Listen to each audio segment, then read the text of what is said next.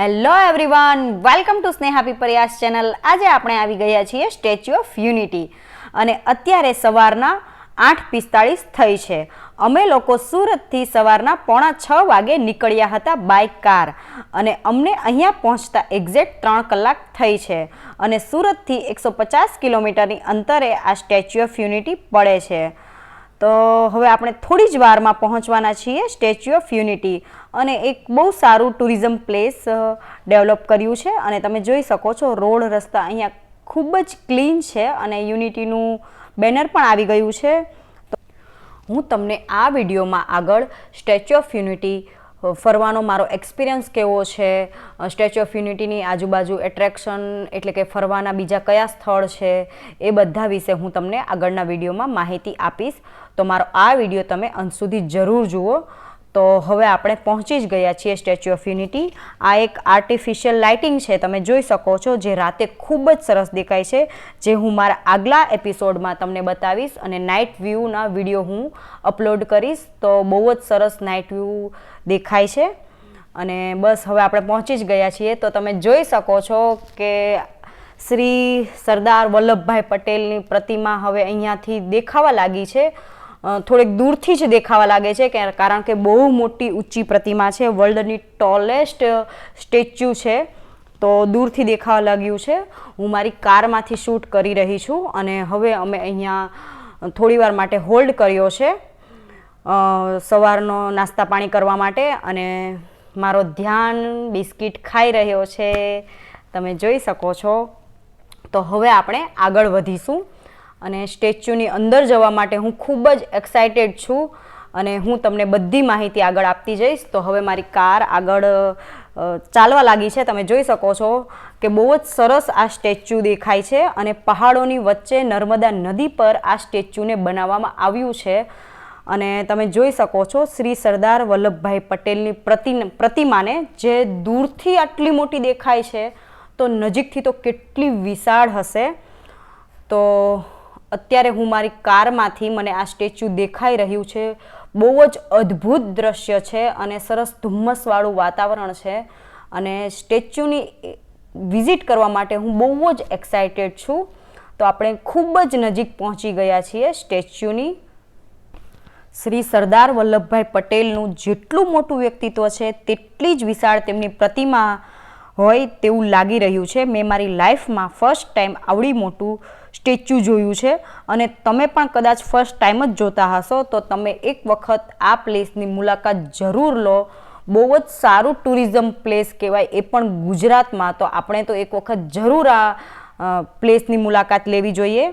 તો તમે જોઈ શકો છો હવે આપણે સ્ટેચ્યુ ઓફ યુનિટીના મેઇન ગેટ તરફ પહોંચવાના છીએ। બસ હવે થોડી જ વારમાં આપણે મેઇન ગેટ તરફ પહોંચવાના છીએ અને જે તમે આગળ બસ જતી જોઈ શકો છો, તમે વિડીયોમાં 2-3 વખત જોઈ હશે આ બસ, આ સ્ટેચ્યુ ઓફ યુનિટીની જ બસ છે અને જેનો કોઈ ચાર્જ લેવામાં આવતો નથી અને જગ્યાએ જગ્યાએ તેના બસ સ્ટોપ બનાવવામાં આવ્યા છે અને તમારું પ્રાઇવેટ વ્હીકલ તમે પાર્કિંગમાં પાર્ક કરીને તમે આ બસમાં ફ્રી ચાર્જમાં બેસી શકો છો।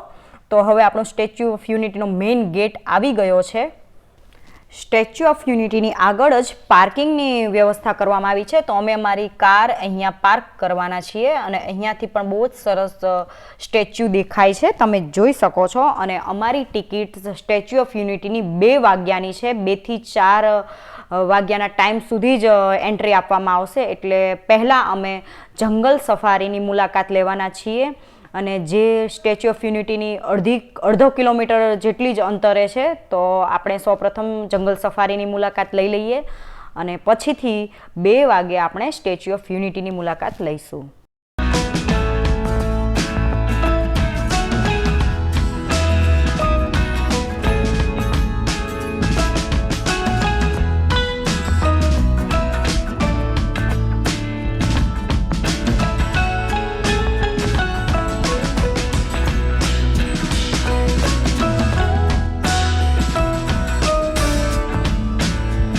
અત્યારે આપણે પહોંચી ગયા છીએ સ્ટેચ્યુ ઓફ યુનિટી। તો અહીંયા આપણે જંગલ સફારી પહોંચી ગયા છીએ। અત્યારે સવારના 9 વાગ્યા છે, તમે જોઈ શકો છો અને સરસ એટમોસ્ફિયર છે, ઠંડો ઠંડો પવન જાય છે અને અંદર કેટલા એનિમલ્સ છે જોવાલાયક, શું શું છે એ આગળ હું તમને બધું બતાવતી જઈશ. અને આ ટિકિટ્સ અમે ઓનલાઈન બુક કરાવી છે, એનો વિડીયો પણ હું તમને જરૂરથી શેર કરીશ. તો ચાલો આપણે જોઈએ.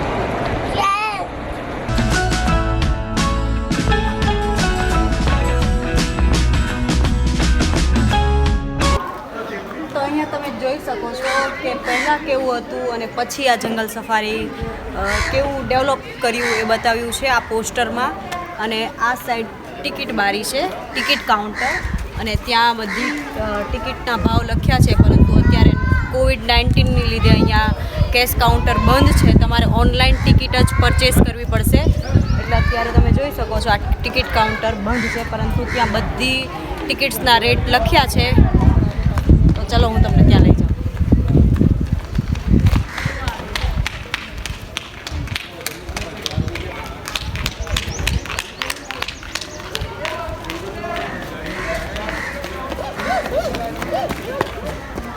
તમે જોઈ શકો છો ચિલ્ડ્રન્સ, એડલ્ટ.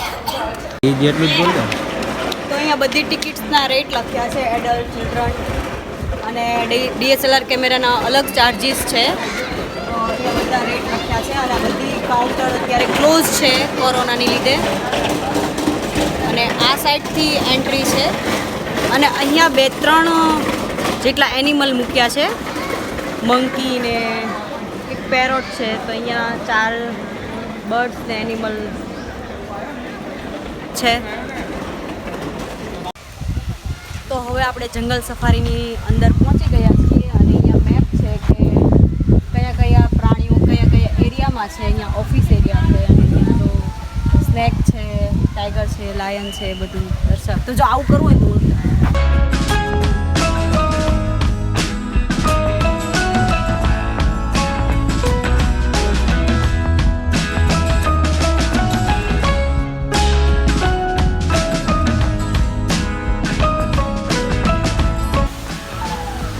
जंगल सफारी.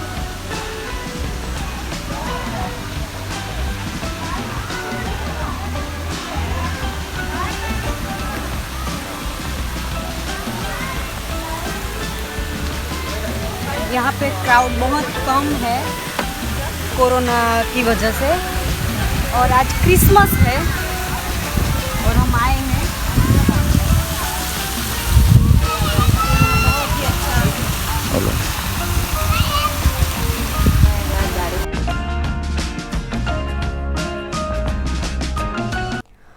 તો અત્યારે આપણે આવી ગયા છીએ જંગલનો રાજા એટલે કે સિંહની પાસે. પેલા ખૂણામાં સિંહ ને સિંહણ ઝાડને નીચે બેઠા છે, તમે જોઈ શકો છો. અને અહીંયા જગ્યા બહુ મોટી છે, અને ખાલી 2 જ સિંહ ને સિંહણ છે, પરંતુ જગ્યા બહુ મોટી છે. અને મારા ધ્યાનને તો મજા પડી ગઈ છે આ બધા એનિમલ્સ જોવાની. તો અત્યાર સુધીમાં અમે લાયન જોઈ લીધો છે, અને હવે આગળ બીજા એનિમલ્સ જોઈએ.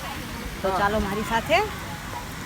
તો બહુ જ મસ્ત એટમોસ્ફિયર છે, પાછળ હિલ્સ છે, અને અહીંયા આવી ઇલેક્ટ્રોનિક કાર છે જે અમને અંદર લઈ જશે. તમારે ચાલવું નહીં પડે.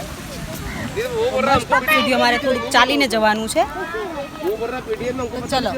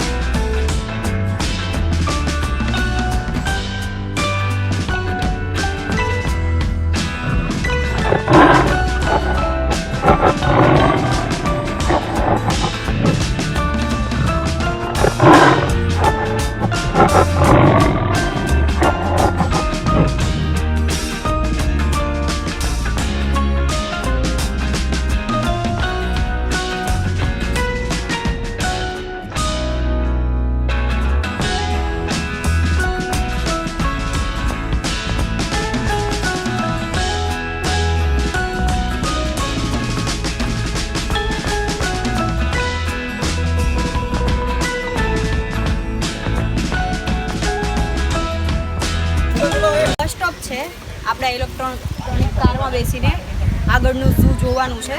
તો અમે અહીંયા વેઇટ કરીએ છીએ કારની, પછી અમે બેસીને જશું. તો ચાલો લેટ્સ ગો.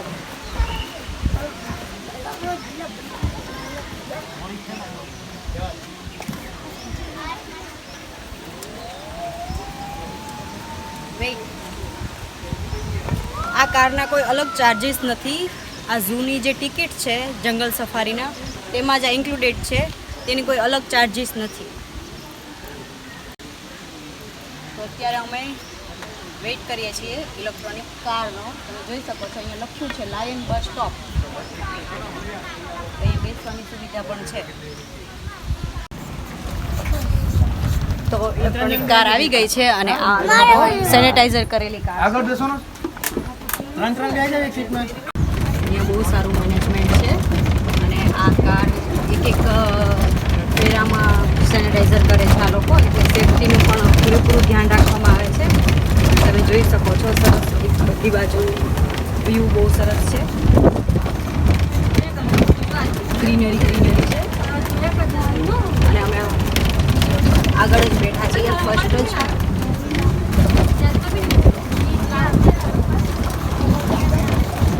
હવે આગળ જોઈએ કે શું જોવા મળે છે. લાયન ને ટાઈગર તો અમે જોઈ લીધા છે. હવે હું જોવા જઈશ. હિપોપોટેમસ, રાઇનો.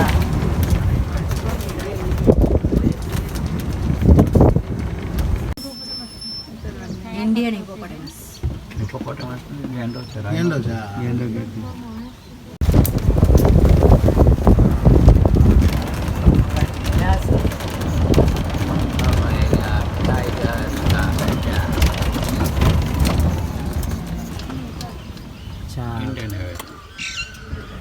અંદર જવાનું છે. મારું નામ શું? યોગેશ પાઠક.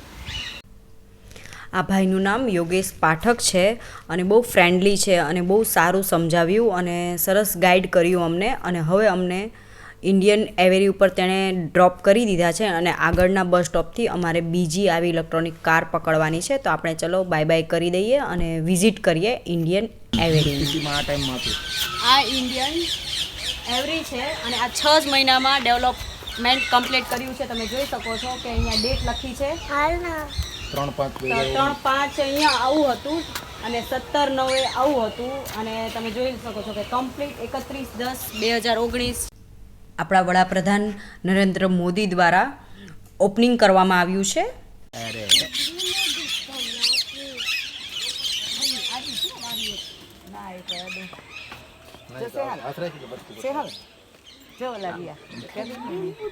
અહીંયા બહુ જ સરસ પક્ષીગૃહ બનાવ્યું છે અને સિંગાપોરમાં આવું પક્ષીગૃહ અમે જોયું હતું, પરંતુ ગુજરાતમાં ફર્સ્ટ ટાઈમ મેં આવું પક્ષીગૃહ જોયું છે.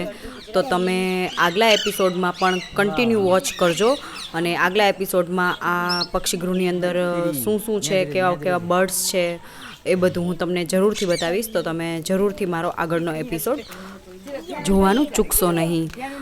મારો વિડીયો પસંદ આવે તો મારા વિડીયોને લાઇક કરો, શેર કરો અને મારી ચેનલને સબસ્ક્રાઈબ કરવાનું ભૂલતા નહીં. Thank you.